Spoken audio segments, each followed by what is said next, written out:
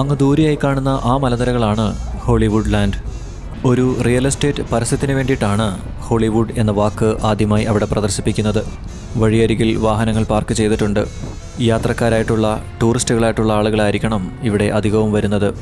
ഈ ഒരു ഉയർന്ന പ്രദേശത്ത് നിന്ന് താഴെയുള്ള മുഴുവൻ പട്ടണവും ദൃശ്യമാകുന്നതാണ്. വളരെയേറെ മനോഹരമായൊരു സ്ഥലം. വാഹനം കുറച്ചുനേരം അവിടെ നിർത്തിയിട്ടതിന് ശേഷം വീണ്ടും യാത്ര തുടരുകയാണ്.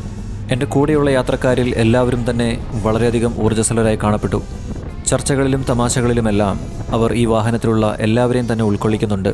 എന്നാൽ എൻ്റെ യാത്രകളിൽ ഞാൻ ഏറ്റവും കൂടുതൽ കണ്ടിട്ടുള്ളത് സഹയാത്രക്കാരുമായി അകലം പാലിക്കുന്നവരെയാണ്. ഒരിക്കലും അവർ അവരുടെ സ്വകാര്യമായ സ്പേസ് വിട്ട് പുറത്തേക്ക് വരില്ല.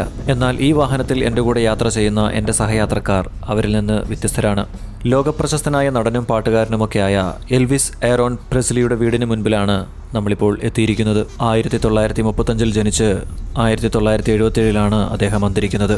King of rock and roll എന്നാണ് അദ്ദേഹം അറിയപ്പെട്ടിരുന്നത്.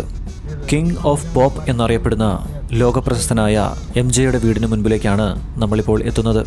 നമ്മുടെ പ്രിയപ്പെട്ട മൈക്കിൾ ജാക്സൺ 1958 ജനിച്ച് 2009 അദ്ദേഹം അന്തരിക്കുന്നത്.